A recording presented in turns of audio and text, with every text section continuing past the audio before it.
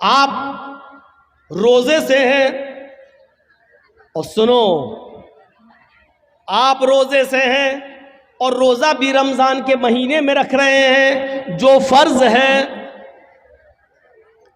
आप रोजे से हैं, आपके पड़ोस में एक आदमी बीमार है, हॉस्पिटल में एडमिट है, डॉक्टर ने अर्जेंट ब्लड मांगा है, लेकिन उस आदमी का जो आपका पड़ोसी है वो हिंदू है, ईसाई है, यहूदी है, कोई भी है, मुसलमान नहीं है, मान लो इस्लाम को छोड़कर वो दूसरे किसी मजहब का मानने वाला है, मान लो थोड़ी देर के लिए, लेकिन बीमार है और डॉक्टर ने कह दिया कि 1 घंटे के अंदर अंदर अगर मुझे इसके ग्रुप का ब्लड नहीं मिला तो हम इसको नहीं बचा पाएंगे। उसके बेटों का ब्लड ग्रुप उसके ब्लड ग्रुप से अलग है, उसकी बीवी का ब्लड ग्रुप अलग है, और लोगों का ब्लड ग्रुप उसके ग्रुप से अलग है, लेकिन आप मुसलमान हैं, आपका ब्लड ग्रुप उसके ब्लड ग्रुप से मेच खा रहा है और आप 1 बोतल खून दे सकते हैं और उसकी जान बच सकती है। तो ऐसी सूरत में आपको डॉक्टर के पास जाकर 1 बोतल खून देना पड़ेगा, इसलिए कि उसकी जान बचाना इस वक्त जरूरी है, आप उसकी नहीं बचा रहे हैं। कुरान कहता है मन अहयाहा फकअन्नमा अहयन्नास जमिया, जिसने किसी एक इंसान को बचाया उसने पूरी इंसानियत को बचाया। यहां आप एक हिंदू को या एक ईसाई को नहीं बचा रहे हैं, एक इंसान को बचाकर पूरी कायनात की और पूरी दुनिया की इंसानियत और मानवता को बचा रहे हैं। ऐसे मौके पर आपको ब्लड देना पड़ेगा। सवाल यह पैदा होता है, क्या रोजे की हालत में 1 बोतल खून देना जायज है कि नाजायज है? यह एक अलग मसला है। मेरे भाइयों, आपको रोजा है, बुखार है, लेकिन डॉक्टर ने ब्लड जांच के लिए सैंपल मांगा है, आप रोजा नहीं तोड़ना चाहते हैं, तो ऐसी कंडीशन में आप ब्लड जांच के लिए 2, 4, 5 ml ब्लड अगर आपका निकाला जा रहा है तो आप निकलवा सकते हैं, आपका रोजा नहीं टूटेगा। सुन लीजिए मसला, अगर 2, 4, 5 ml ब्लड निकलवाने से आपकी जांच के लिए जाना है ब्लड, 2, 4, 5 ml ब्लड निकालने से रोजा नहीं टूटेगा, लेकिन आपको 1 बोतल खून देना है। 1 बोतल खून देने के बाद कमजोरी आना है।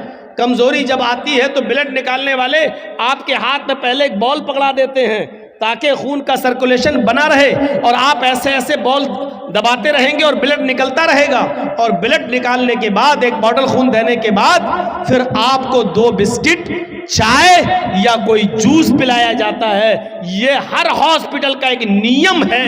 लिहाजा ऐसी सूरत में आप रोजे से हैं तो आपका वो ब्लड लेगा नहीं, वो आपको कहेगा कि पहले आप रोजा तोड़िए, कुछ खाइए, क्योंकि ब्लड निकलने से आपको और कमजोरी पैदा हो जाएगी। इस्लाम यहां आपको इजाजत देता है कि एक गैर मुस्लिम की जान बचाने के लिए आपको अगर रोजा तोड़ना पड़ रहा है तो रोजा तोड़ दीजिए। ये रोजे की कज़ा तो बाद में हो जाएगी, लेकिन अगर ये मर गया तो दोबारा जिंदा नहीं हो पाएगा, इसलिए इसको बचाना, रोजा रखने इस वक्त तोड़ देना बेहतर है, उसको बचाना ज्यादा जरूरी है। लिहाजा इस्लाम यहां आपको इजाजत देता है कि गैर मुस्लिम की जान बचाने के लिए रोजा तोड़ दो। इससे बड़ा दर्जा इंसानियत का और क्या होगा। वो सोचें जो मॉब लिंचिंग करके दरख्तों से बांधकर जय श्री राम के नारे लगवाकर जो एक इंसान की जान ले लेते हैं, वो सोचें कि वो किस धर्म के पासदार हैं और किस धर्म की रक्षा कर रहे हैं वो। और वो भी सोचें जो बिना किसी गलती के किसी को पकड़कर अल्लाहू अकबर का नारा लगाकर उसकी गर्दन को काट देते हैं और उड़ा देते हैं और समझते हैं कि हमने बहुत बड़ा जिहाद कर दिया है। वो सोचें कि इंसानियत का एहतराम तो ये इस्लाम ने पेश किया है कि रोजा तोड़ दो लेकिन दूसरे की जान बचा लो। अगर तुम्हारा ब्लड उसके ब्लड से मिल रहा है तो आप ब्लड दो और उस इंसान की जान बचाओ, इसलिए कि इंसानियत को आप बचा रहे हैं, एक इंसान को नहीं बल्कि सारी कायनात के इंसान को आप बचा रहे हैं। यह है इस्लाम का दर्स, यह है इस्लाम की तालीम। यह है इस्लाम की शिक्षा, यह है इस्लाम का मेरे भाइयों नजरिया। इससे बड़ी इंसानियत और क्या हो सकती है। एक और चीज पर गौर कीजिए आप। जाओ बेटा जाओ, जल्दी जाओ, आपकी बीवी इंतजार कर रही है घर पे। पहले बैठ जाएंगे फिर भागेंगे, किसी तरह थोड़ा सुकून होता है। तो ये एक और नजरिए से सोचिए, इस्लाम ने इंसानियत देखी, इंसानियत इस्लाम ने इतनी बाउंडेशन लगा दी है कि कोई भी शख्स जब किसी औरत से शादी करे तो किसी भी कीमत पर किसी दूसरे के बच्चे को ही अपना नाम न दे दे। इस पर इतनी बाउंडेशन लगा दी है कि आप गौर कीजिए, अगर किसी वजह से आप अपनी बीवी को तलाक देते हैं और तीसरी तलाक जब दी जाती है तो तीसरी तलाक जब आप देंगे उसके बाद औरत की इद्दत शुरू हो जाएगी। उसके बाद से जैसी तीसरी तलाक दी वहीं से इद्दत शुरू। अब 3 महीने तक वो दूसरी शादी नहीं कर सकती है जब तक कि वो इद्दत पूरी न कर ले। गौर से सुनिएगा, इसको सुनेंगे तभी बात समझ में आएगी। 3 महीने तक उसको क्यों रोका गया? क्योंकि 3 महीने में हो सकता है कि जो आदमी तलाक दे रहा हो उसका कोई बच्चा इस औरत के पेट में हो। ऐसा ना हो कि तलाक के फौरन बाद शादी की अगर इजाजत दे दी जाए तो कहीं ऐसा ना हो कि दूसरे का बच्चा ये अपने पेट में रखे और किसी दूसरे मर्द से शादी कर ले और दूसरा मर्द इस बच्चे को अपना नाम दे दे, हालांकि ये उसका बच्चा नहीं है। इसलिए 3 महीने का हुक्म दिया है कि वो इद्दत गुजारेगी। अगर किसी का शौहर मर गया तो औरत इद्दत गुजारेगी कितने दिन? 4 महीने 10 दिन। अगर किसी औरत का शौहर मगरिब से पहले इंतकाल किया है, मगरिब की अजान से पहले इंतकाल किया, तो वो दिन इद्दत में शामिल किया जाएगा, 1 दिन माना जाएगा। मान लीजिए आपके यहाँ 6 बजे मगरिब की अजान हो रही है और 5 बजे किसी का शौहर इंतकाल किया है, तो 5 बजे इंतकाल करने के बाद भी उसका पहला दिन माना जाएगा, क्योंकि अभी तारीख वही है। मगरिब के बाद तारीख चेंज होगी, मगरिब से पहले नहीं, वो पहला दिन माना जाएगा। यही अकीके में भी यही देखा जाएगा। 7वें दिन जो बच्चे का अकीका किया जाता है यहीं से देखा जाएगा। मान लीजिए आपका बच्चा जुमे के दिन मगरिब से पहले पैदा हुआ है तो जुमे का दिन पहला दिन माना जाएगा। जुमा, शनिचर, इतवार, सोम, मंगल, बुध, जुमरात। अब अकीका कब होगा? जुमरात को। और अगर जुमे के दिन मगरिब के बाद बच्चा पैदा हुआ है, मगरिब के बाद, तो जुमे का दिन नहीं जोड़ा जाएगा, फिर शनिचर का दिन जोड़ा जाएगा। पहला दिन शनिचर, इतवार, सोमवार, मंगल, बुध, जुमरात, जुमा। अब अकीका कब होगा? जुमे के दिन होगा। इस बात को याद रखिएगा। और 7वां दिन कब पड़ेगा? जुमे का दिन। अगर जुमे को मगरिब के बाद बच्चा पैदा होता है तो अरबी में महीने की शुरुआत मगरिब के बाद से होती है। हम लोग चांद कब देखते हैं? मगरिब की अजान हो जाती है, नमाज के बाद देखते हैं। जब चांद हो गया तो वहीं से महीना शुरू, वहीं से तारीख शुरू, वहीं से 1 तारीख हो गई और वो दूसरे दिन मगरिब तक 1 तारीख रहेगी। जो शबे कदर में आप रात जागते हैं तो कब जागते हैं? 20वां रोजा होता है, मगरिब के बाद 21वीं रात शुरू हो जाती है। आप 21वीं, 23वीं, 25वीं जो रात जागते हैं वो इसी हिसाब से जागते हैं। तो मेरे भाइयों, औरत अगर 5 बजे उसका शौहर खत्म हुआ है तो वो पहला दिन माना जाएगा औरत का, 1 दिन। इसके बाद 4 महीने और 10 दिन। ये 4 महीने 10 दिन औरत की इद्दत के दिन क्यों शुमार किए गए? आपको मालूम है? ताकि मरे हुए आदमी का हमल इस औरत के पेट में ना हो सकता है कि वो छिपा रही हो, हमल पेट में ना हो। 4 महीने 10 दिन की मुद्दत बहुत हो गई है। अगर उसके पेट में बच्चा होगा तो 4 महीने में इस औरत का पेट थोड़ा बहुत बाहर निकल आएगा, जिससे पता चल सकता है कि इसके पेट में फला आदमी का बच्चा है। अगर है तो जब तक बच्चा पैदा नहीं हो जाता तब तक उसकी इद्दत रहेगी, और अगर नहीं है तो 4 महीने 10 दिन के बाद ये औरत कहीं दूसरा निकाह करना चाहे तो कर सकती है, ताकि किसी दूसरे आदमी का, इस मरे हुए आदमी का बच्चा किसी दूसरे आदमी का नाम ना पा जाए। ये इस्लाम ने एक बाउंडेशन लगा दी है। बाउंडेशन बहुत सख्ती है इस मामले में। हाँ, खुला का मामला थोड़ा सा अलग है। एक चीज होती है मर्द तलाक देना नहीं चाहता, औरत तलाक लेने पर मुसिर है, नहीं हमें तलाक चाहिए, हमें नहीं रहना है तेरे पास। मान लीजिए बहुत सा शराबी जुआरी आदमी है, औरत नहीं रहना चाहती है और आदमी उसको तलाक नहीं देना चाहता, नहीं हम नहीं देंगे। ऐसी सूरत में औरत खुला लेती है। खुला ये होता है कि काजी को बिठाएगी या 4-5 आदमी को बिठाएगी और कहेगी कि मुझे इसके साथ नहीं रहना है, आप लोग गवाह रहिए, मैं खुला ले रही हूं, ये तलाक नहीं दे रहा है। लिहाजा वो काजी निकाह फिस्क कर देगा और वो औरत अब आजाद हो गई। आदमी चाहे तलाक दे या न दे, औरत खुला ले ली है, अब ये आजाद हो चुकी है, लेकिन इसके बावजूद उसको 1 पीरियड, एक हैज तक रुकना पड़ेगा। वो दूसरी शादी नहीं कर सकती है जब तक कि उसको एक पीरियड नहीं आ जाता है। एक पीरियड का मतलब उसको, औरत को जो हर महीने जो हर औरत को जो खून ब्लड आता है, एक पीरियड, जब तक वो पीरियड नहीं आ जाता तब तक वो दूसरा निकाह नहीं करेगी, और पीरियड आने के बाद फिर वो दूसरा निकाह कर सकती है। पीरियड आने का मतलब यह है कि वो हामिला नहीं है, यानी जिस आदमी से उसने खुला लिया है उसका बच्चा इसके पेट में नहीं पल रहा है। अब सोचिए इस्लाम ने कितनी बाउंडेशन लगाई है कि आपके पेट में पलने वाले बच्चे को उसके असली बाप का नाम मिले। वो बच्चा जब बाहर आए तो अपनी निस्बत अपने असली बाप की तरफ कर सके।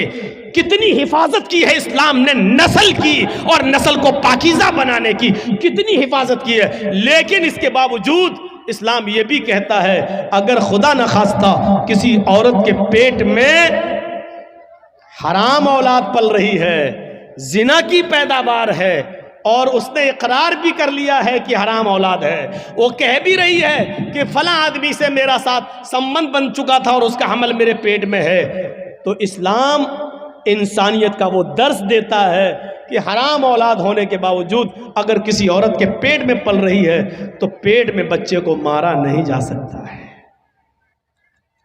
अगर इस्लामी कानून कहीं है और जिनाकार की सजा पत्थरों से मार डालना है, लेकिन अगर वहां यह पता चल जाए कि इस औरत के पेट में बच्चा है, अगरचे नाजायज है, अगरचे हराम है, तो इस्लामी मुल्क भी उस औरत को सजा नहीं दे सकता जब तक कि बच्चा पैदा ना हो जाए, क्योंकि गलती उसकी मां की है, उस बच्चे की नहीं जो पेट में पल रहा है। गौर कीजिए, इस्लाम हराम औलाद को भी मारने की इजाजत नहीं देता है। जो औरतें अपने पेट में हलाल बच्चों को गिरा देती हैं उनको अपने बारे में सोचना चाहिए। कल कयामत के दिन ये बच्चा जिसको तुमने गिराया है अपने पेट से, कयामत के दिन ये बच्चा अपने माँ की पिस्तान और अपने माँ की छातियों से लटका हुआ आएगा। जा यौमल कयामती वो मुअल्लकुम बैन सदिय्या, वो बच्चा कयामत के दिन इस हाल में आएगा कि मुअल्लकुम बैन सदिय्या, अपने माँ की दोनों पिस्तान से लटका हुआ होगा, अपनी माँ की पिस्तान से दूध चूस रहा होगा, और अल्लाह कहेगा आए इस माँ की पिस्तान से दूध चूसने वाले बच्चे, क्या तेरी कोई शिकायत है? क्या तू कुछ बोलना चाहता है? क्या तुझे अपने रब से कुछ कहना है? अल्लाह उसको जबान देगा। वो छोटा सा बच्चा जो अपने माँ की पिस्तान से दूध चूस रहा होगा, अपनी जबान हटाएगा, अपना मुंह हटाएगा, यकूल, और अल्लाह से शिकायत करेगा, या रब्बी हाज़िही उम्मी क़दलतनी, अल्लाह ये मेरी माँ है जिसका दूध मैं पी रहा हूँ, जिसकी पिस्तान से मैं लटका हुआ हूँ। अल्लाह ये मेरी माँ है जिसने दुनिया में मुझे मार डाला था। अल्लाह ये मेरी माँ है जिसने दुनिया में मुझे कत्ल कर दिया था। हाज़िही उम्मी क़तलतनी, अल्लाह ये मेरी माँ है जिसने दुनिया में मुझे मार डाला था। अल्लाह ये मेरी माँ है जिसने दुनिया में मुझे कत्ल कर डाला था। हाय अल्लाह, ये दुनिया में मेरी ना हुई, तू इसका मत हो, इसको भी तू जहन्नम में फेंक दे। अल्लाह रब्बुल आलमीन फिर उस औरत को जिसने दुनिया में अपने बच्चे का मर्डर किया बिना किसी गलती के, बिना किसी परेशानी के, उसने ये सोच कर कि 3 लड़कियां पहले से, चौथा भी मेरी लड़की है, अल्ट्रासाउंड में चेक कराने के बाद पता चला लड़की है, नहीं हमें नहीं चाहिए, और एबॉर्शन करा दिया, गिरा दिया। कयामत के दिन इस औरत को जहन्नम में फेंक दिया जाएगा और वो बच्चा अपनी माँ को खुद जहन्नम में ले जाने का सबब बनेगा कि नहीं अल्लाह, इसने दुनिया में मुझे मार डाला था। इस्लाम तो हराम और नाजायज़ औलाद भी गिराने की इजाज़त नहीं देता है। ये इस्लाम इंसानियत का एहतराम है, इंसानियत का एहतराम। इस्लाम में बहुत जहाँ थोड़ा बहुत मसला हार्ड लगता है वहीं आसानी भी पैदा होती है। मान लीजिए रमज़ान का महीना और 20 रोज़े गुजर चुके हैं। आज कोई हिंदू है या कोई ईसाई मुसलमान हो रहा है और वो 20वें रोज़े को मुसलमान हुआ, तो अब वो रोज़ा कब से रखेगा? रोज़े तो पूरे महीने के फ़र्ज हैं, लेकिन कोई हिंदू या कोई ईसाई या कोई यहूदी 20वें रोज़े को मुसलमान हो रहा है। 20 रोज़े तक हिंदू था, ईसाई था या यहूदी था या जैनी था, बुद्धिस्ट था। 20 रोज़े के बाद मुसलमान हो रहा है 20वें रोज़े को, तो अब वो रोज़ा कब से रखेगा? आज मुसलमान हुआ है तो अब जब मुसलमान हुआ तभी से तो रखेगा। अब सवाल ये पैदा होता है कि वो 20 रोज़े जो इसके छूटे हैं वो पूरे करेगा या नहीं करेगा? तो साफ मसला है कि नहीं करेगा। क्यों नहीं करेगा? क्योंकि जब वो इस्लाम लाया है तब तक वो काफिर था, उस पर रोज़ा फर्ज था ही नहीं। आज वो इस्लाम लाया तो अब जितने रोज़े हैं उतने वो रखेगा, बकिया रोज़े वो नहीं रखेगा। इसलिए नहीं रखेगा क्योंकि उस वक्त उसके ऊपर रोज़े फर्ज थे ही नहीं। कितने रोज़े रखेगा? जितने बाकी हैं। एक चीज़ और सुन लीजिए, 20वें रोज़े को इस्लाम लाया, लेकिन इस्लाम ला रहा 5 बजे शाम में और रोज़ा खुलता है 6 बजे। अब 5 बजे वो इस्लाम ला रहा है, तो इस्लाम जैसी वो 5 बजे लाया तो अब क्या करेगा? आज का रोज़ा क्या करेगा? तो 5 बजे इस्लाम लाता है तो 5 बजे ही से उसका रोज़ा शुरू हो गया है, क्योंकि 5 बजे से पहले उसके ऊपर रोज़ा फर्ज था ही नहीं, क्योंकि वो काफिर था। जैसे इस्लाम लाया वैसे उस पर रोज़ा फर्ज हो गया, वैसे ही उसके ऊपर रोज़ा फर्ज हो गया। अब 5 बजे ही वो नियत कर लेगा कि मैं रोज़े से हूं।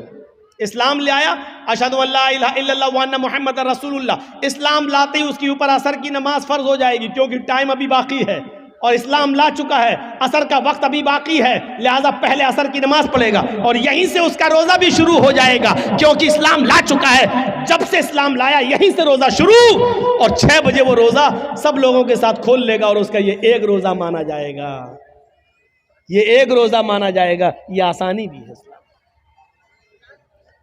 ये आसानी भी है। इस्लाम मुश्किल नहीं है, लोगों ने इसको मुश्किल बना दिया है। क्या वो लोग सहाबा नमाजें नहीं पढ़ते थे? क्या वो रोजे नहीं रखते थे? मुश्किल बना दिया है। फजर में नहीं उठ पा रहे हैं साहब, क्यों?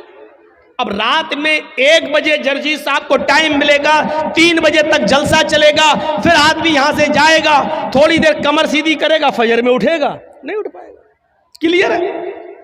लेकिन याद रखिए, मौलाना जर्जीस का जलसा और इस जलसे में 2:30 बजे 3 बजे तक जाग लेना और इस जाग लेने के बाद सुबह फजर की नमाज में ना आना, ये दलील नहीं है इस बात की कि आपका जलसा कामयाब हो गया है, या ये उज़्र नहीं होगा कि मैं जलसा सुनने की वजह से रात में जाग लिया इसलिए फजर में हम नहीं उठ पाए।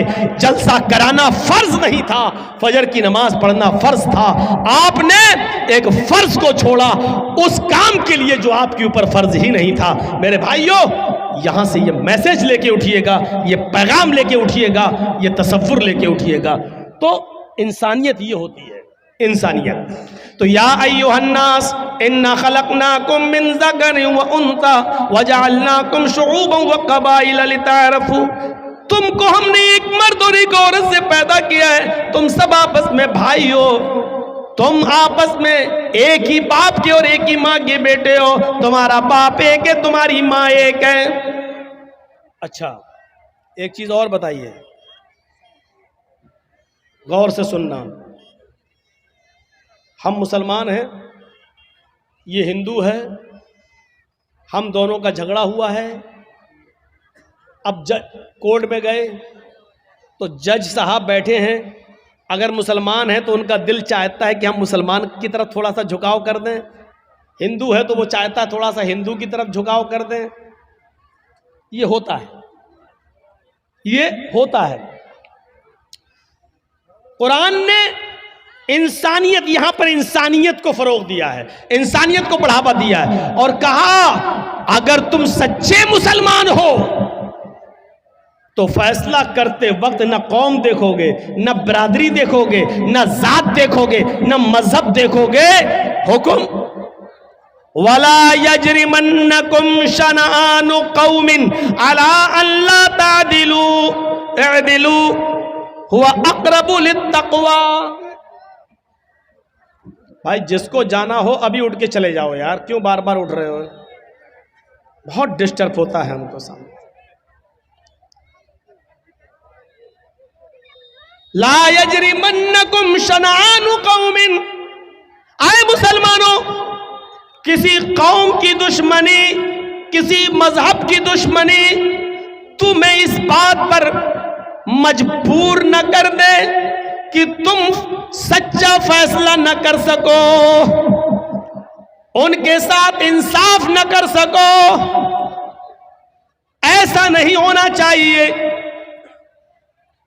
ए दिलू, हर हाल में सच्चा फैसला करना, चाहे वो मुसलमान के खिलाफ जाए, चाहे वो हिंदू के खिलाफ जाए, ईसाई के खिलाफ जाए, तुम्हारे अपने खिलाफ जाए, तुम्हारे अपने बेटे के खिलाफ जाए, तुम्हारी अपनी औलाद के खिलाफ जाए। अच्छा, आपके यहां मान लीजिए, हमें नहीं मालूम चापी में ये होता है या नहीं होता है, बंगाल के जलसों में बहुत जगह ऐसा देखा गया है कि एक गांव में कोई लड़का उसी गांव की किसी लड़की को लेकर भाग गया। 2-4 दिन के बाद पकड़ गए, गांव वापस आए। अब लड़की का बाप रोता है, ओ मेरी लड़की तो इज्जत लुट गई, बर्बाद हो गया, मुंह दिखाने के लायक नहीं है। अब जोर डाला जाता है गांव की तरफ से कि तू लेके भागा था, चल अब शादी करो उसके साथ। ये गांव की तरफ से फैसला होता है, शादी करो उसके साथ, और वो लड़का तैयार नहीं है शादी करने के लिए। वो लड़का कह रहा भाई शादी की तो कोई बात ही नहीं हुई थी। अब ये लड़की का बाप कह रहा है ये लड़का लेके भाग गया मेरी लड़की को। अब मेरी लड़की तो बदनाम हो गई, कुछ हुआ हो या ना हुआ हो, लेकिन बदनाम तो हम हो गए, कौन मेरी लड़की से शादी करेगा? लड़के का बाप ये कह रहा भाई दोनों बातें करते थे, मोबाइल पे लगे रहते थे रात रात भर, हम क्या करें? लड़का कह रहा हम शादी क्यों करें, शादी की कोई बात ही नहीं हुई है इससे हमारी। ठीक है, हम भगा के ले गए तो तुम्हारे घर थोड़ी घुस के ले गए थे, हम फोन पे बात हुई, फला जगह तुम आ जाओ, हम भी फला जगह चल रहे हैं, मोटरसाइकिल लेके आ जाएंगे। हम वहां मौजूद थे, ये आ गई, हम लेके भाग गए। अब गांव में जो सरपंच होते हैं, मुखिया लोग, सुनो, अगर यहां पर भी ऐसा होता है तो सुन ले, इस गांव का मुखिया हो सरदार, कयामत के दिन तुम्हें भी गवाही देना पड़ेगी और अल्लाह के सामने तुम्हें भी जवाब देना पड़ेगा। अब क्या होता है, अच्छा ठीक है तू शादी नहीं करेगा, नहीं, अब उस लड़की का तो इज्जत खराब हो गई, हाँ तो क्या हुआ, चल 5 लाख रुपए जुर्माना देगा लड़का वाला लड़की को। अबे तेरे बाप का फैसला है? गांव के मुखिया, सरदार या सरपंच या पंचायत में जो लोग बैठकर ये फैसला करते हैं, ये सब रॉन्ग है, कुरान और हदीस के खिलाफ फैसला कर रहे हैं। दुनिया में 5 लाख 4 लाख रुपया दिलवा सकते हो, लेकिन कयामत के दिन अपने आप को बचा नहीं सकते हो इस फैसले से। सवाल यह पैदा हुआ है कि लड़का भागा तो लड़की भी तो भागी, फिर जुर्माना सिर्फ लड़के पर क्यों आयद हो रहा है? और लड़के का पैसा 4 लाख 5 लाख रुपए आप लड़की को और उसके बाप को दिला देते हैं, ये कहां की इंसानियत है? जबकि कुरान ये कह रहा है अज़्ज़ानियतु वज़्ज़ानी फजलिदू कुल्ल वाहिदतिन मिनहुमा मियता जल्दा। जिना करने की, बदकारी की शुरुआत लड़के की तरफ से पहले नहीं, लड़की की तरफ से पहले होती है। भागने और भगाने की शुरुआत लड़के की तरफ से नहीं, लड़की की तरफ से पहले होती है। ये सुई है, ये धागा है, जर्जी साहब सुई में धागा डाल रहे हैं, लेकिन सुई को हम ऐसे हटा देते हैं। धागा जा ही नहीं सकता है। जब सुई अपनी जगह पर खड़ी है, टस से मस नहीं हो रही है, तब धागा उस सुई के अंदर चला जाएगा। ये साफ सरी दलील है। अगर लड़की अपने आप को बचाए तो लड़का कभी उसके साथ जिना कर ही नहीं सकता। मौलवी जर्जीस की बात इंडियन कानून के खिलाफ है, लेकिन कुरान और हदीस की रोशनी में है। जिना की शुरुआत अगर लड़की भागने के लिए तैयारी ना हो तो लड़का भगा ही नहीं सकता है। लड़की भागती नहीं। सवाल है साहब, मेरा लड़का, तुम्हारा लड़का मेरी लड़की भगा के ले गया। तू तो 18 साल तक पालता रहा, फिर तू अपनी अलमारी भी नहीं बचा सका। वो पैसा भी लेके भाग गई और सोना भी लेके चली गई, जेवर भी लेके चली गई।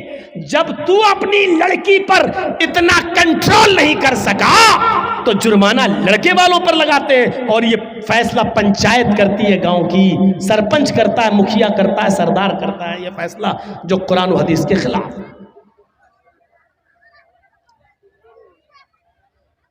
शादी हो सकती है या नहीं वो एक अलग मसला है, वो अलग जाने दीजिए। सवाल यह है क्या जुर्माना लड़के के ऊपर आयद होगा, जबकि भागने में दोनों ने बराबर बराबर की भागीदारी ली है। कोई लड़का जबरदस्ती घर में घुसकर लेकर तो नहीं गया था।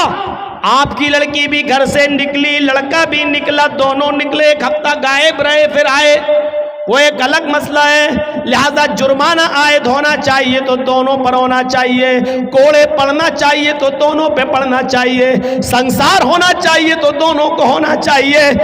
अगर सजा मिलनी चाहिए तो दोनों को बराबर बराबर मिलनी चाहिए। आप यहां लड़के पर 5 लाख, 2 लाख, 3 लाख का जुर्माना लगाकर आप सजा नहीं दे रहे हैं, बल्कि लड़के से लड़की को अवार्ड दिलवा रहे हैं, इनाम दिलवा रहे हैं। अब गांव की और दूसरी लड़कियों को ये उत्साहन मिल रहा है कि हम भाग रहे हैं, अगर शादी होगी तब भी ठीक, और नहीं होगी तो 5 लाख रुपया हमें वैसे भी मिल जाएगा। इस 5 लाख रुपए में तो हम दूसरी शादी भी किसी और से अच्छी तरीके से कर सकते हैं। सुन लो, इस जुर्माने पर जिन लड़कियों के हौसले बढ़ते हैं उनका गुनाह भी इन पंचायतों के सर पर रखा जाएगा। वला यजरिमन्नकुम शनानु कौमिन अला अल्ला तादिलू, किसी कौम की दुश्मनी तुम्हें इस बात पर मजबूर न कर दे कि तुम अदल न करो, फैसला न करो। ऐसा नहीं होना चाहिए। ए दिलो हुआ क़रबुल तक़वा, हर हाल में इंसाफ करना, हर हाल में सच्ची बात कहना, चाहे वो किसी के भी खिलाफ हो। हजरत अली रजी अल्लाह ताला अन्हु की एक ज़िरा क्या होती है आपको बताऊं। ज़िरा होती है, जंग में जब लड़ा जाता था तो एक लोहे की कमीज की तरह या कुर्ते की तरह एक वो होता था, वो अपने गले में डाल लिया जाता था ताकि दुश्मन का तीर सीने में न लगे, उस लोहे पर लग जाए। तीर आए, खंजर आए, तलवार आए तो वो लोहे पर लगे, तो उसको बोलते थे ज़िरा। तो जंग में जाते थे तो ज़िरा पहन लेते थे साहबा। हज़रत अली की भी एक ज़िरा थी जो घर के बाहर रखी हुई थी। हज़रत अली अंदर चले गए, ज़िरा बाहर रखी रही। जब घर से बाहर आए तो ज़िरा गायब हो गई। पानी है? ठीक है, चलो आज पी लेता हूं।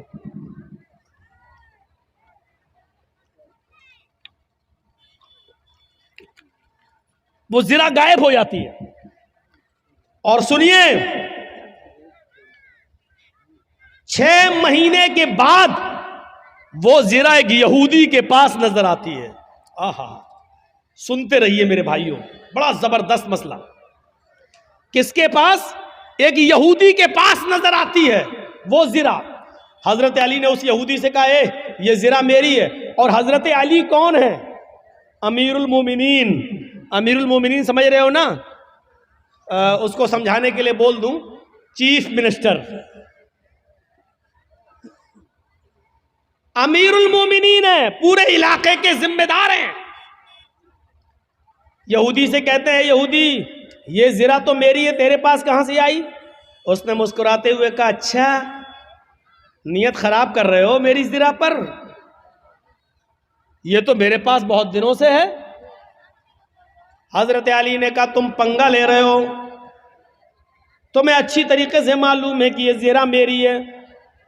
उस यहूदी ने कहा आप झूठ बोल रहे हैं। लीजिए, किससे कहा जा रहा है? हजरत अली से। आप झूठ बोल रहे हैं, ये ज़ेरा आपकी नहीं मेरी है।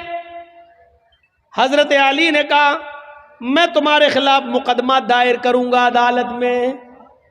चाहते तो चीफ मिनिस्टर थे, अपने लोगों को भेजकर वो ज़ेरा ले सकते थे, लेकिन नहीं। यूपी के बाबा की तरह थोड़ी थे कि खुद अदालत बन गई। जिन लोगों ने नुकसान किया है और सरकारी संपत्तियों को तोड़ा है, फोड़ा है, उनके ऊपर जुर्माना लगा दिया। अरे जुर्माना अदालतें लगाती हैं, मुख्यमंत्री थोड़ी लगाता है। तब सुप्रीम कोर्ट ने जूता उतार के मारा खोपड़ी पर। अब बाल तो है नहीं, कहां लगा होगा वो जूता, अल्लाह बेहतर जाने। ऐसा जूता लगा, अकल ठिकाने आ गई, अकल ठिकाने। आप देख रहे हैं ना, जहां इस वक्त नेता लोग जा रहे हैं कमल वाले, वह मार खा रहे हैं, भगाए जा रहे हैं। चौकीदार जहां जा रहा भीड़ नहीं हो रही है, लेकिन जैसे ही 7वां चढ़ाव आज खत्म हुआ, कुत्ते कैसे भौंकने लगे। कुत्ते, हम उनको कुत्ता कह रहे हैं जो हड्डियों पे पलते हैं। कुत्ते कैसे भौंक रहे हैं। आएगा तो बाबा ही 300 पार, 300 पार, 300 पार। देख रहे हैं कैसा माइंड सेटअप कर दिया, किस तरीके से भौंकना शुरू कर दिया। बड़ी गंदी सियासत हो चुकी है इस वक्त।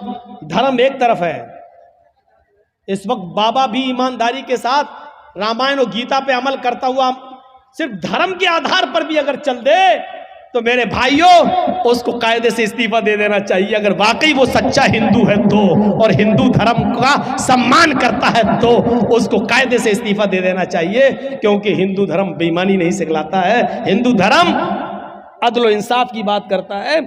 ये तो धर्म की आड़ में बहरूपिये बने बैठे हैं, बहरूपिये। ये धर्म की आड़ में लुटेरे बने बैठे हैं सब लोग। इस हिस्से को कोई भी यूट्यूब चैनल वाला देगा नहीं।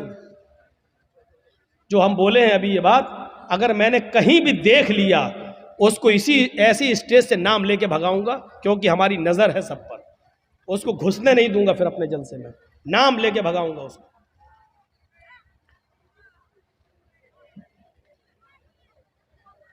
तो मैं अर्ज ये कर रहा था कि हजरत अली ने कहा मैं मुकदमा दायर करूंगा। उस यहूदी ने कहा कर दो मुकदमा, देखते हैं अदालत क्या फैसला करती है। हजरत अली ने मुकदमा दायर कर दिया। कहां? कोर्ट में, अदालत में। और जज कौन है? काजी शुरैह। और ये जज किसने बनाया? हजरत अली ने। जज किसका? अली ने बनाया। लेकिन जज बना जरूर रहे हजरत अली, लेकिन जज ने यह नहीं देखा कि मुझे जज बनाया किसने। जज का मतलब यह होता है कि मुझे अदल और इंसाफ को कायम रखना है।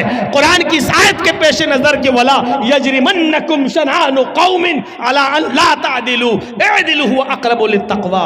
कभी किसी कौम की दुश्मनी तुम्हें गलत फैसला करने पर मजबूर न कर दे, सही फैसला करना, चाहे वो किसी के खिलाफ। उस यहूदी के पास नोटिस पहुंचा कि तुम्हें भी आना है। हजरत अली और यहूदी दोनों एक ही दिन पहुंचते हैं काजी शुरैह की अदालत में। काजी शुरैह की अदालत में ये ऐसा जज नहीं था जो हमारा चौकीदार बना देता है, इसलिए बाबरी मस्जिद का फैसला उनके पक्ष में चला जाता है, क्योंकि हमने आपका नमक खाया है तो नमक हलाली तो करना ही है। ये सिस्टम नहीं था वहां। हजरत अली रजी अल्लाह ताला अन्हु भी कोर्ट में मौजूद है, एक कटघरे में खड़े हैं, यहूदी भी दूसरे कटघरे में खड़ा है। पूछा है अली, मुकदमा आपने दायर किया, बताओ क्या प्रॉब्लम है। कहा इस यहूदी के पास एक ज़ेरा है, वो ज़ेरा मेरी है, और यहूदी कहता है कि वो ज़ेरा मेरी है, लिहाजा इस यहूदी से वो ज़ेरा मुझे दिलवाई जाए। काजी साहब ने कहा है यहूदी, हजरत अली कह रहे हैं कि वो ज़ेरा मेरी है, तुम इसके बारे में क्या कहना चाहते हो। उस यहूदी ने कहा हजरत अली झूठ बोल रहे हैं, ज़ेरा मेरी है। इस वक्त मेरे पास है, मैं अदालत के बाहर रख कर आया हूं। काजी ने हजरत अली से कहा, अली ये शख्स कह रहा वो ज़िरा मेरी है, तुम कह रहे हो मेरी है।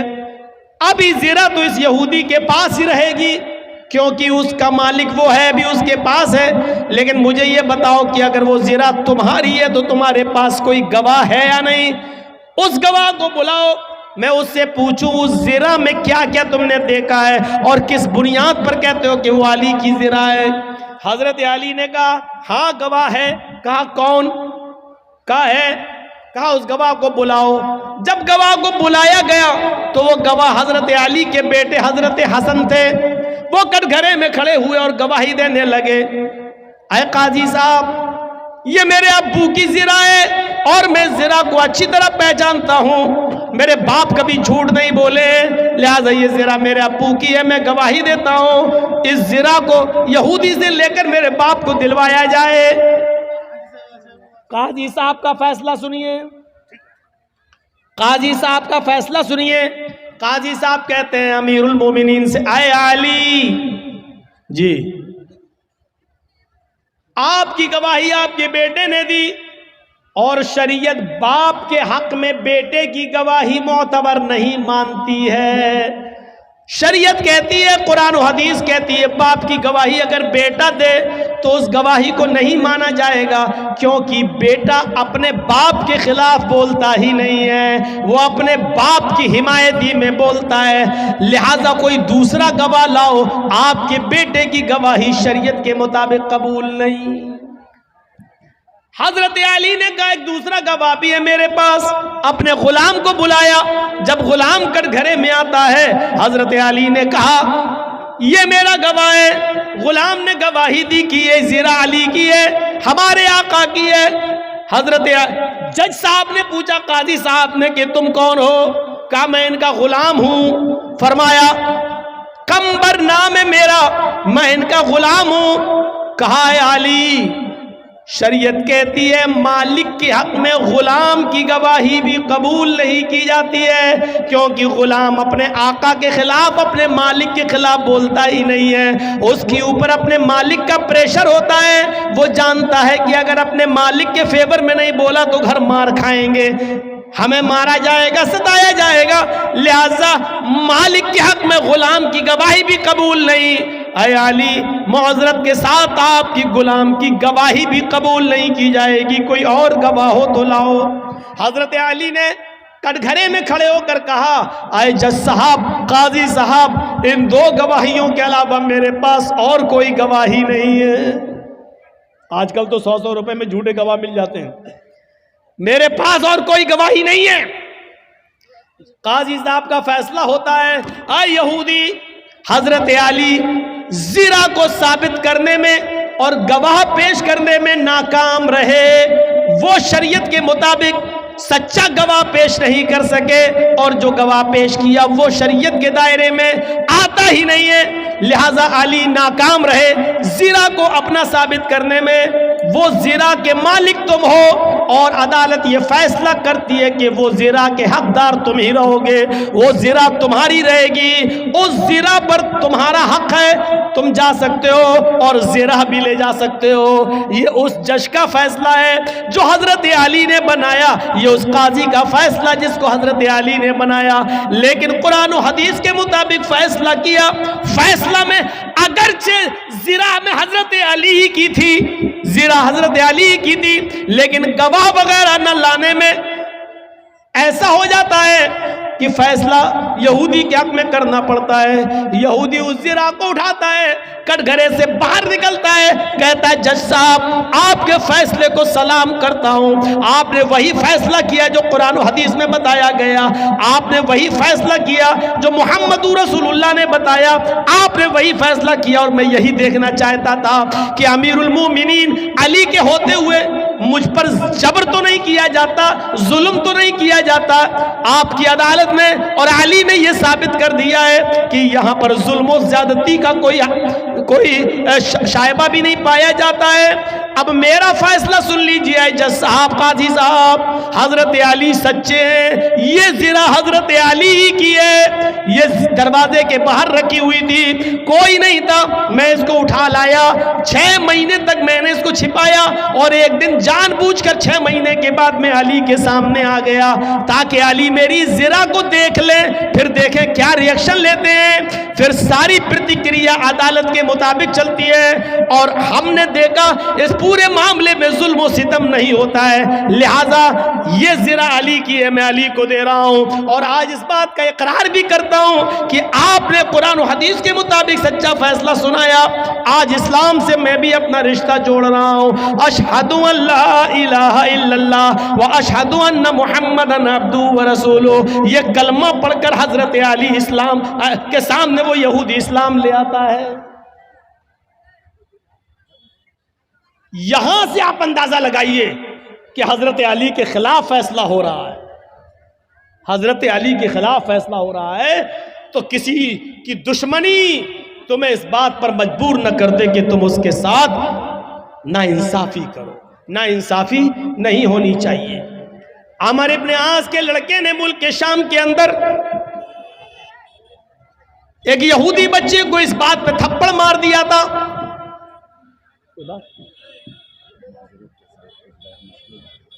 3 बजे रात में नहीं होता, 3 बजे रात में कोई गैर मुस्लिम नहीं होता, ये सब बकवास है। जो भी हो, लेकिन ये चीज़ सही नहीं है। 20 तकरीर में आप किसी का टॉपिक बदलवाएं, ये अच्छी आदत नहीं है। इसीलिए आप खुद सोचो कि बिहार बंगाल तंग आ गए हैं। जो चीज़ नहीं, वो सब नहीं होता। गैर मुस्लिम है तो आगे बैठा लो उनको, लाइए, हम उनसे पूछे कि उनके समझ में आ रहा कि नहीं आ रहा, आप लाइए उनको आगे बैठा लिए। जो भी हो, कोई भी मुखिया हो, लेकिन ये चीज़ सही नहीं है। बीच में तकरीर चल रही, इस्लामी तकरीर चल रही, कुरान हदीस की तकरीर सुन रही। अब आप वेद सुनना चाहते हैं, यानी कुरान हदीस छोड़ के वेद सुनना चाहते हैं। आप लोगों से चंदा कर रहे हैं, आप कुरान हदीस के नाम पे वेद सुनना चाह रहे हैं, यानी कुरान हदीस की कोई वैल्यू नहीं रही, सारा वेद की इतनी वैल्यू बढ़ गई है। खुद फैसला करो कि हम कहाँ जा रहे हैं, कहाँ जा रहा मामला है। नौटंकी बन के रह गई है जलसों। रात के 2:35 हो रहे हैं और अब हिंदू भाई जाग रहे होंगे। शिवरात्रि पे तो जागते नहीं है, नवरात्रि पे तो जागते नहीं है अपने, वो रात में 2:35 पे जागेंगे। और आप लोगों का हिसाब ही गलत है। जलसा हो, गैर मुस्लिमों को कुर्सियां लगा के आगे बिठाइए और उनको सुनवाइए, तब हमको बुलाइए, हम वेद पढ़ेंगे। आप भैंस के आगे बीन बजाओ, भैंस क्या समझेगी बेचारी। हम वेद पढ़ देंगे, अभी इतना वेद पढ़ देंगे, इतना वेद पढ़ देंगे कि आप तंग आ जाएंगे। अब सही है पढ़ रहे हैं कि गलत पढ़ रहे हैं, आप क्या जाने। ये तो एक हिंदू ही बेचारा समझ सकता है कि उसके यहाँ है क्या नहीं है। ये सब चीज़ें बहरहाल गलत हैं कि आप किसी का टॉपिक 20 तकरीर में आप बदलवाएं। या तो आप पहले टॉपिक दे देते हमें, मौलाना साहब आपका टॉपिक ये रहेगा, आपको इस पे बोलना है। आप पहले हमें टॉपिक नहीं दे रहे हैं, जलसे का डेट ले रहे हैं, तो हमें नहीं बता रहे हैं कि आपको क्या बोलना है, और फिर बीच में आप हमसे कहेंगे कि वेद पढ़िए। ये चीज़ सिस्टम सही नहीं है। अब यहाँ से हम वेद कहाँ से घुसेड़ना बताइए तो आप।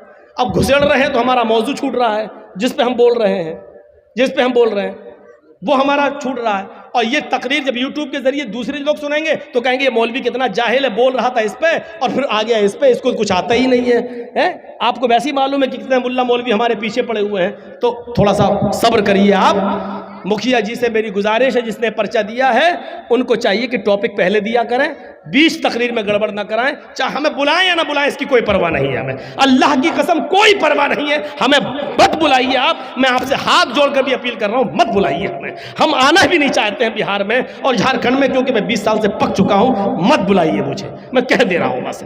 लेकिन 20 तकरीर में इस तरीके से रुस्वा मत करिए किसी को आप, किसी का टॉपिक चेंज कराकर, मुझे अच्छा नहीं लगा ये आज। तो सुनिए मेरे भाइयों, जो बात मैं बोल रहा था वो ये कि अमर इब्न आस के लड़के को इस बात पे, यहूदी लड़के को कोड़ा मार दिया कि तेरा घोड़ा मेरे घोड़े से आगे कैसे निकला। एक थप्पड़ मार दिया और छोटा सा बच्चा, वो 12 साल का यहूदी बच्चा, सीधे सीधे कहता है कि मैं अब जाऊंगा और मैं इस शहर के गवर्नर अमर इब्न आस से इसकी शिकायत करूंगा कि तुमने मुझे थप्पड़ मारा है। बेटा क्या कहता है, अमर इब्न आस का बेटा क्या कहता है यहूदी बच्चे से, अरे जा, जिससे भी शिकायत करना हो कर, मेरा कोई कुछ नहीं कर सकता, मैं उसी गवर्नर का बेटा हूं, मैं अमर इब्न आस का बेटा हूं, मैं अमर इब्न आस का बेटा हूं, मुझे कोई कुछ नहीं कर सकता। फिर यहूदी बच्चे की हिम्मत नहीं हुई, भाई गवर्नर का बेटा है अब क्या होगा। जैसे यूपी में मंत्री का बेटा गाड़ी चढ़वा दिया। अब सोचिए उत्तर प्रदेश की फिजा क्या हो रही है। अंडा चोरी, किताब चोरी, बकरी चोरी, ये मुकदमे लगे हैं आजम खां के ऊपर। अभी तक 2 साल से जेल में है। और एक आदमी मंत्री का बेटा 8 किसानों के ऊपर गाड़ी चढ़ा दिया तो 4 महीने में जेल से बाहर आ गया। 4 महीने में जेल से बाहर आ गया। क्यों? मंत्री का बेटा है और गिरा राज्य मंत्री का बेटा है। तो अब आप सोचिए कौन क्या कर सकता है। तो वो अमर इब्ने आस के बेटे ने सोच लिया कि मेरा क्या अब क्या होगा। यहूदी बच्चे ने सोचा ये तो उस गवर्नर का बेटा है। 1 महीने के बाद जब हजरत उमर आते हैं और उन्होंने तमाम लोगों को इकट्ठा किया, पूछा तुम अमर इब्ने आस से खुश हो या नहीं? मैंने जिसको गवर्नर बनाया था तुम उससे खुश हो या नहीं? तमाम लोग कहते हैं खुश हैं, अमर इब्ने आस की हुकूमत बहुत अच्छी चल रही है, अच्छा काम कर रहे हैं, हमें कोई परेशानी नहीं है। एक छोटा सा बच्चा वही 12 साल का यहूदी का खड़ा होकर कहता है कि मैं अमर इब्ने आस से खुश हूं, सब कुछ ठीक है, लेकिन अमीरुल मोमिनीन एक चीज का इंसाफ मुझे चाहिए। आज से 1 महीना पहले अमर इब्ने आस के बेटे ने मुझे थप्पड़ मार दिया था सिर्फ इसलिए कि मेरा घोड़ा इनके घोड़े से आगे निकल गया था। इसी बात पर गुस्सा होकर इन्होंने थप्पड़ मार दिया था। अच्छा इधर आओ। उस 12 साल के बच्चे को बुलाया और यहूदी बच्चे को बुलाया, इधर आओ, अपनी गोद में बिठाया, पूरी बात बताओ। पूरी बात बताई। कहा कि अमर इब्ने आस के बेटे ने मारा। कहा फिर तुमने शिकायत क्यों नहीं की? कहा इसलिए नहीं की कि अमर इब्ने आस के पास जब मैं आ रहा था तो अमर इब्ने आस का बेटा मुझसे बोला मेरा कुछ नहीं होगा, मैं अमर इब्ने आस का बेटा हूं, मैं गवर्नर का बेटा हूं, मेरा कोई कुछ नहीं कर सकता। फरमाया अच्छा चलो 1 थप्पड़ मारो। 1 थप्पड़ अमर इब्ने आस के बेटे के मारा गया, जोर से थप्पड़ लगाया गया। जल्लाद ने थप्पड़ लगाया। फिर अमर इब्ने आस से कहा आप भी इधर आइए। अमर इब्ने आस ने कहा मुझे क्यों? जल्लाद से कहा 1 थप्पड़ इसके बाप के भी मारो, इस गवर्नर के भी मारो। पूछा ऐसा क्यों? कहा पहले थप्पड़ खाओ उसके बाद बताता हूं। 1 थप्पड़ अमर इब्ने आस के भी पड़ गया। अमर इब्ने आस ने कहा आपका इंसाफ तो ठीक है, बेटे ने मारा था, बेटे को मारा गया, लेकिन मुझे किस लिए मारा गया है? आया अमीरुल मोमिनीन क्या आप ये बताएंगे? फरमाया हाँ तुम्हें इसलिए मारा गया है क्योंकि तुमने अपने बेटे को सही तालीम नहीं दी है, तुमने अपने बेटे को सही तरबियत नहीं दी है, तुमने अपने बेटे को सही दर्स नहीं दिया है। तुम्हारा बेटा ये कैसे बोला कि मैं इस शहर के गवर्नर का बेटा हूं, मेरा कोई कुछ नहीं कर सकता? इसका मतलब यह है कि तुमने उनको इस्लाम की तालीम नहीं दी है, उनको तुमने इस्लाम की दावत नहीं दी है, उनको बताया नहीं है कि इस्लाम में अमीरी गरीबी कुछ नहीं, छोटा बड़ा कुछ नहीं होता है, सब बराबर है। आपके बेटे को ये तरबियत कहां से मिली कि मेरा बाप गवर्नर है, मेरा कोई कुछ नहीं कर सकता है? तुमने अपने बेटे को सही तालीम नहीं दी है, इसलिए ये थप्पड़ तुम्हें मारा गया। अब आइंदा तुम अपनी औलाद को भी सही तरबियत दोगे। ये अदल था, ये इंसाफ था, ये फैसला था मेरे भाइयों उस जमाने का। कुरान यही कहता है कि कोई दुश्मन भी तुम्हारा हो लेकिन फैसला करना हो तो दुश्मन के अगर हक में जा रहा तो कर दो, ये मत देखो कि ये मेरा दुश्मन है, इसको हम कैसे। वला यजरिमन्नकुम शनानु कौमिन अला अल्ला तादिलू, कोई कौम की दुश्मनी तुम्हें किसी के साथ बेइंसाफी करने पर मजबूर न कर दे। एक और चीज कुरान कहता है, कुरान ने ये बात बताई है और इस बात पर हम आपकी बात थोड़ा सा रख लेंगे, वेदों के मंत्र भी चलो इसमें हम थोड़े से जोड़ देंगे मेरे भाइयों। यहां पर कुरान ने दुश्मनी की एक वजह यह बताई है कि दुश्मनी कब होती है लोगों के दरमियान, उसके जड़ को खत्म कर दिया है। और उसके जड़ को खत्म करते हुए क्या कहा? वला तसुब्बुल्लज़ीना यदऊन मिन दूनिल्लाहि फयसुब्बुल्लाह अदवन बिगैरि इल्म। तुम दूसरों के माबूदों को बुरा भला मत कहो, तुम दूसरों के बुजुर्गों को बुरा भला मत कहो, तुम दूसरों के बुजुर्गों को गाली मत दो। फयसुब्बुल्लाह, जवाब में वो तुम्हारे अल्लाह को गाली देंगे। भाई तुम, अल्लाह के नबी ने फरमाया तुम किसी की माँ को गाली मत दो। तो साहबी ने पूछा अल्लाह के रसूल, अल्लाह के नबी ने कहा कि तुम अपनी माँ को गाली मत दो। तो साहबी ने कहा अल्लाह के रसूल अपनी माँ को गाली कौन देगा? ऐसा कौन नालायक बेटा होगा जो अपनी माँ को गाली देगा? तो अल्लाह के नबी ने कहा तुम किसी की माँ को गाली दोगे, किसी को उसकी माँ की गाली दोगे, जवाब में वो तुम्हें तुम्हारी माँ की गाली देगा, तो इसका मतलब क्या हुआ कि तुमने अपनी माँ को गाली दी। न तुम उसकी माँ को गाली देते, न वो जवाब में तुम्हारी माँ को गाली देता। तो गोया कि तुमने खुद अपनी माँ को गाली दी है। कितनी अच्छी बात है, बताइए, इतनी अच्छी बातों को छोड़कर आप ओम भोम सुनना चाहते हैं। समझ से बाहर की बात है। तुम दूसरों के बुजुर्गों को गाली मत दो, दूसरों के खुदाओं को गाली मत दो, वरना वो तुम्हारे असली खुदा को गाली देंगे। आप राम को या लक्ष्मण को या ईसा को या मूसा को, पहली बात तो कोई मुसलमान ईसा मूसा को बुरा कह ही नहीं सकता, क्योंकि वो मुसलमानों का अकीदा कि वो भी हमारे नबी हैं, अल्लाह ने नबी बनाकर भेजा। तुम न किसी बुद्ध को, न किसी महावीर को, न किसी कृष्ण को, राम को, लक्ष्मण को, हनुमान को, तुम किसी को गाली न दो, इसलिए कि अगर तुम इनको बुरा कहोगे तो इनके मानने वाले तुम्हारे असली खुदा को, असली रब को बुरा कहेंगे। असली रब को बुरा कहेंगे तो इसका मतलब यह कि तुम खुद अपने रब को गाली देने के जिम्मेदार बन रहे हो। फरमाया कि फला तसब्बुल्लज़ीना यदऊना मिन दूनिल्लाह फयसुब्बुल्लाह अदवन, तुम दूसरों के बुजुर्गों को गाली मत दो, वरना वो जवाब में तुम्हारे असली खुदा को, असली रब को गाली देंगे बगैर इल्म के, बगैर इल्म के। इसमें तो कोई शक ही नहीं है कि अल्लाह एक है, और इसको सब मानते हैं। दुनिया की हर कौम मानती है, हर मजहब मानता है कि अल्लाह एक है। उनके यहाँ रसूल, नबी, ऋषि, अवतार, पैगंबर के भी आने का सबूत मिलता है। अब आप एक तरफ से देख लें, अल्लाह, इसको अल्लाह भी आया है वेदों में। अल्लाह, अल्लाह के साथ अस्मल्लाम इल्लल्ले मित्रा वरुड़ो इल्लल्ले इल्लल्लाह, देख रहे हैं आप, अस्मल्लाम इल्लल्लाह मित्रा वरुड़ो, इस दुनिया का बनाने वाला अल्लाह है। अल्लाह के शब्द के साथ आया है, अल्लाह के शब्द के साथ। इल्लल्ले मित्रा वरुड़ो इल्लल्ले, उसके अतिरिक्त कोई अल्लाह नहीं है, उसके अलावा कोई नहीं है, उसके अलावा कोई है ही नहीं। ये अल्लाह के साथ आया है, ईश्वर के साथ भी आया है, प्रभु के साथ भी आया है, बहुत आया है, और अग्नि के साथ भी आया है, अग्नि के साथ भी आया है। कुरान की फर्स्ट आयतें आप उठाएंगे, अल्हम्दुलिल्लाहि रब्बिल आलमीन अर्रहमानिर रहीम मालिकी यौमिद्दीन, वेद आप खोलेंगे तो आपको भी सबसे पहले यही पंक्तियां मिलेंगी। महीदेवस्य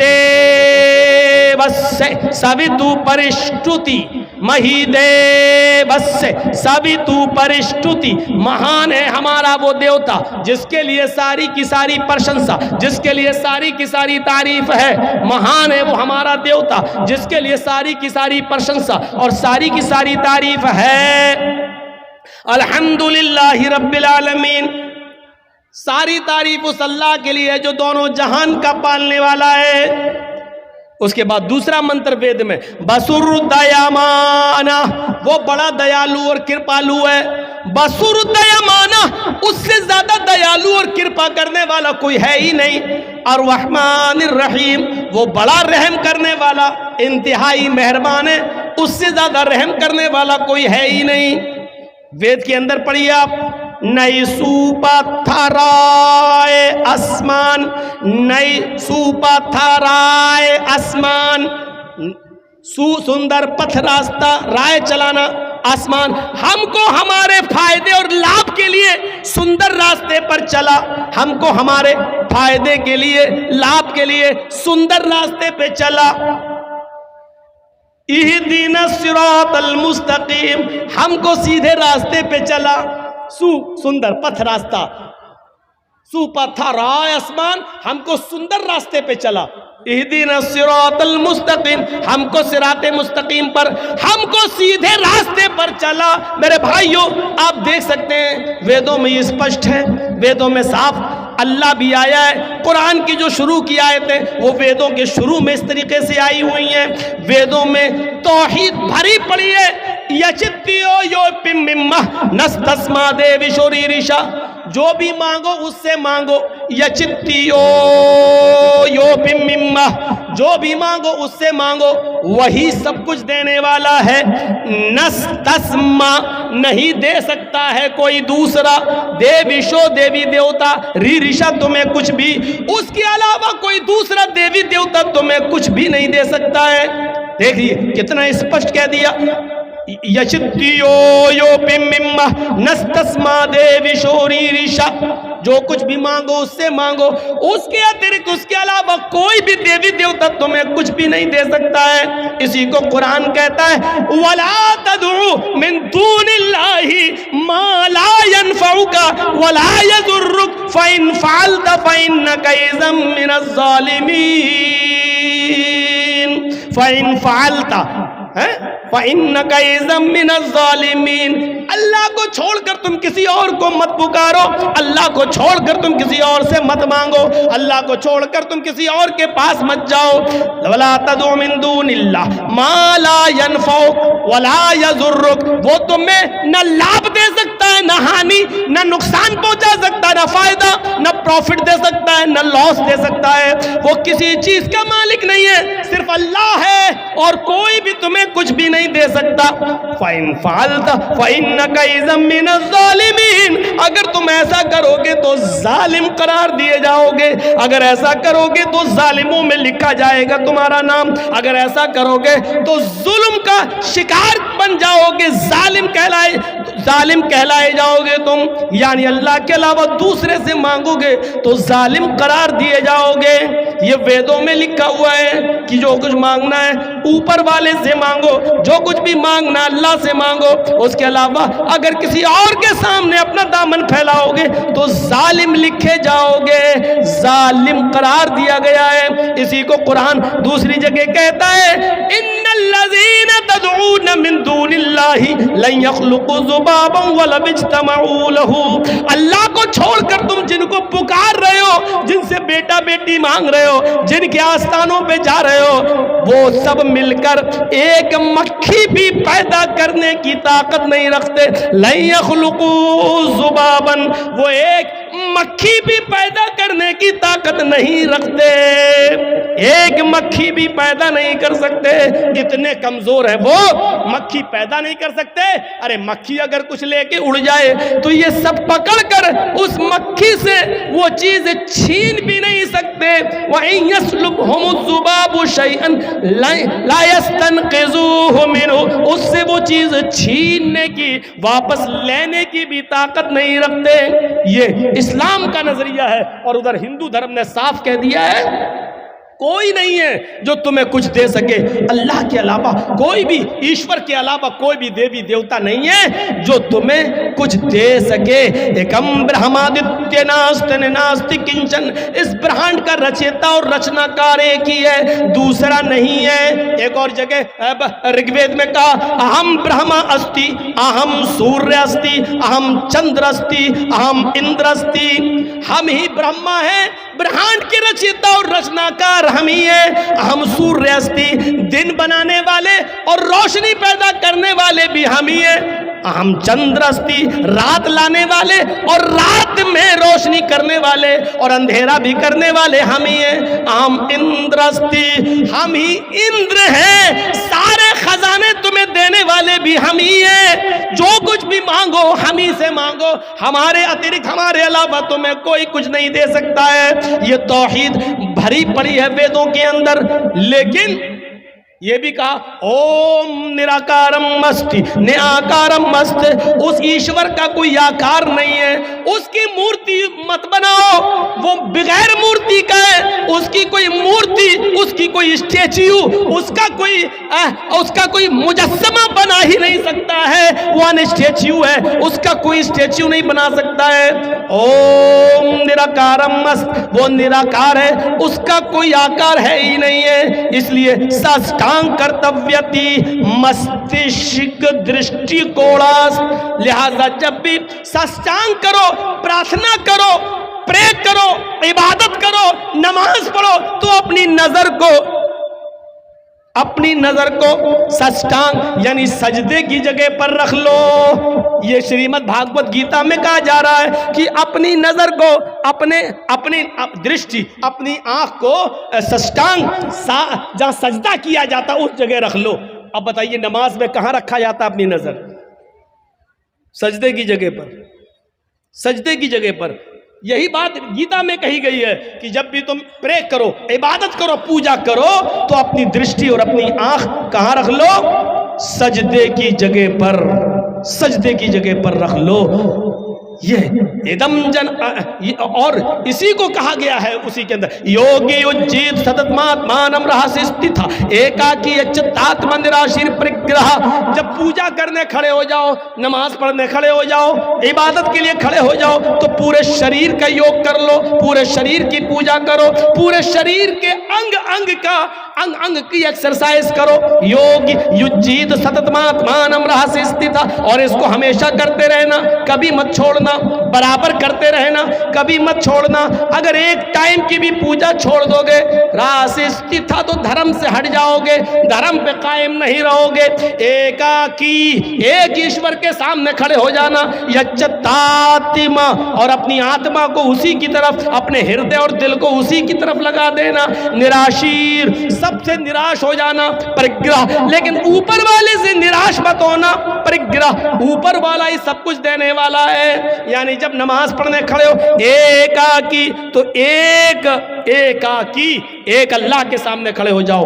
एकाकी यच्चतात्मा, और अपनी आत्मा को, अपने हृदय को वहीं लगा लो। यानी नमाज में इधर उधर मत देखो, दिल ऊपर अल्लाह की तरफ लगना चाहिए। इसी को अल्लाह के नबी ने फरमाया, ताबुदल्लाह कान्नका तराह, अल्लाह की इबादत जब करो तो ऐसे करो गोया कि तुम अल्लाह को देख रहे हो। फ़इन लम तकुन तराह फ़इन्नहु यराक, अगर ये तसव्वुर तुम्हारे अंदर ना आ सके तो फिर ये तसव्वुर आ जाए कि वो हमें जरूर देख रहा है। जब तुम ये सोचोगे कि अल्लाह हमें देख रहा है, तो इबादत अच्छी तरीके से करोगे, अच्छी तरीके से नमाज पढ़ोगे, अच्छी तरीके से इबादत करोगे। वेदों में अल्लाह का नाम, वेदों में नबी का नाम, वेदों में कुरान का नाम, वेदों में आखिरत का, कयामत का जिक्र वेदों में भरा पड़ा है मेरे भाइयों। लेकिन 20 साल की वेदों से भरी जिंदगी और 20 साल से संस्कृत और रामायण गीता सुनाने के बाद भी हम इस नतीजे पर नहीं पहुंचे कि इतना सुनाने के बाद एक गैर मुस्लिम को भी मुसलमान बनाया जा सका हो। मेरे प्यारे साथियों, 20 साल से वेद पढ़ रहे हैं, 20 साल से तकरीरें वेद और रामायणों पर हो रही हैं, लेकिन 20 साल की जिंदगी में एक भी बिहार, बंगाल की सरजमीन पर एक भी आदमी ऐसा नहीं आया जो वेद और रामायण सुनकर यह कहा हो कि हम इस्लाम ला रहे हैं, हम मुसलमान हो रहे हैं। क्योंकि मेरे भाइयों, हमने सही टाइम का इंतखाब नहीं किया है। जिस वक्त हमारे गैर मुस्लिम भाई सुनना चाहते हैं, उस वक्त आप सुनाना नहीं चाहते हैं। हमारे उत्तर प्रदेश में अभी तो खैर इलेक्शन का दौर है, 1 साल पर शायद प्रोग्राम नहीं हो रहा है। बम्बई वगैरह चले जाइए तो गैर मुस्लिमों के लिए जलसे होते हैं, करते हैं, तो वहाँ क्या करते हैं, उनके लिए आगे कुर्सियाँ बिछा दी जाती हैं आगे, और उनको सवाल जवाब करने की पूरी परमिशन होती है। 1 घंटा मैं बोलता हूं, तकरीर करता हूं, और 1 घंटे के बाद आधे घंटे का टाइम उन गैर मुस्लिमों को दिया जाता है। आपको अगर कोई सवाल करना हो तो आप सवाल कर सकते हैं। तो वो अच्छा लगता है, वहाँ सुनाया जा रहा है, वो आगे बैठे हैं, वहाँ मंत्र नंबर, पेश नंबर, सफ़ा नंबर, कांड नंबर, सूक्त नंबर, श्लोक नंबर सब बताने में अच्छा लगता है, और फिर उनका सवाल भी होता है और उसके जवाब भी देने में अच्छा लगता है। मेरे भाइयों, यहाँ एक रस्म बनी है बस। हमने तो कभी नहीं कहा कि मेरे नाम के आगे चतुर्वेदी लगाओ। पता नहीं इश्तिहार में क्यों लिखने लगे हैं। मैं इस बात का इकरार करता हूं, भरे मजमे में इकरार करता हूं, मैं चतुर्वेदी नहीं हूं। अल्लाह की कसम, मैं चतुर्वेदी नहीं हूं। मैं फिर कसम खाकर कहता हूं, अल्लाह की कसम, मैं चतुर्वेदी नहीं हूं। मैंने कई जलसों में कहा कि मेरे नाम के आगे चतुर्वेदी नहीं लगाओ। मैं नहीं हूं चतुर्वेदी। आप जुल्म करते हैं, धोखा देते हैं आवाम को चतुर्वेदी डालकर। और हम ही नहीं, हिंदुस्तान के अंदर इस वक्त मुसलमानों में कोई चतुर्वेदी है ही नहीं, कोई भी किसी भी मौलवी को बुला लो, नाम लिख सकते हो इश्तिहार में चतुर्वेदी, लेकिन चतुर्वेदी नहीं। चतुर्वेदी कहते हैं जो किसी यूनिवर्सिटी में चारों वेदों को पढ़कर वहां की डिग्री लेकर आया हो। जैसे कोई मौलाना मदरसे में पढ़े बगैर आलिम नहीं हो सकता, उसी तरीके से कोई आदमी किसी हिंदू की शास्त्र पढ़े बगैर और हिंदुओं के इदारे में पढ़े बगैर, चारों वेद पढ़े बगैर कोई चतुर्वेदी नहीं हो सकता है। यहां तो जमीन से पत्थर खोदो तो चतुर्वेदी निकलता है, एक ढूंढो तो 100 पैदा हो जाते हैं। सबसे पहले हम अपने नाम के आगे कहते हैं कि चतुर्वेदी मैं नहीं हूं। सेल्फ स्टडी की है, मुताला किया है, थोड़ा बहुत मैं पढ़ता हूं, सुनाता हूं। मेरे भाइयों, इससे ज्यादा चतुर्वेदी की हैसियत नहीं। ना मैं मुफ्ती हूं, ना मैं चतुर्वेदी हूं। मेरे नाम के आगे ये चतुर्वेदी का लफ्ज न लगाया जाए। कई जगहों पे मैंने कहा, आज भी कह देता हूं कि चतुर्वेदी का लफ्ज मेरे नाम के आगे नहीं लगाया जाए। ये धोखा होगा आवाम को चतुर्वेदी का लफ्ज निकालकर। हम चतुर्वेदी नहीं है। एतराफ करते हैं, कोई अगर मुझे जाहिल कहता है तो कहता रहे, कोई मुझे अनपढ़ और गंवार समझता है तो समझता रहे, ये उसकी अकल पर डिपेंड करता है। लेकिन मुझे इस बात का एतराफ और स्वीकार करने में कोई शर्म पैदा नहीं हो रही है। अल्लाह की कसम, मैं चतुर्वेदी नहीं हूं। तो मेरे भाइयों, आपके कहने पर मैंने इतने मंत्र पढ़ दिए हैं, वो मंत्र मेरे खुद समझ में नहीं आए, रात के 3 बजे सुना रहा हूं, तो आपके क्या समझ में आए होंगे अल्लाह ही बेहतर जाने। इससे तो अच्छी तकरीर वो थी जो चल रही थी। 1 बजे मेरा टाइम था, 3 बज चुके हैं। मेरे प्यारे साथियों, मैंने 2 घंटे का टाइम आपका लिया है। अब मैं इस उम्मीद के साथ आपसे रुखसत हो जाऊंगा कि आप इस इंसानियत को बरकरार रखें, और इंसानियत में हिंदू, मुसलमान, सिख, ईसाई सब आते हैं। सबकी इज्जत होनी चाहिए, सबका सम्मान होना चाहिए, और सबको बराबरी की नज़र से देखा जाना चाहिए। सबके साथ हमदर्दी होनी चाहिए, सबके साथ वफादारी होनी चाहिए। और यही इस्लाम की दावत है, यही इस्लाम की शिक्षा है, यही इस्लाम का मिजाज है। इसको समझने की ज़रूरत है। अल्लाह ताला से दुआ है कि बारे इलाह हमारी ख़ताओं को माफ़ फरमा दे, हमारे गुनाहों को बख्श दे, हम जमीअ मुसलमानों को समझने की तौफीक अता फरमा, और हमें इंसानियत हमारे अंदर भर दे। ऐ अल्लाह, जब तक तू हमें जिंदा रखे, इस्लाम पे जिंदा रखना, और जब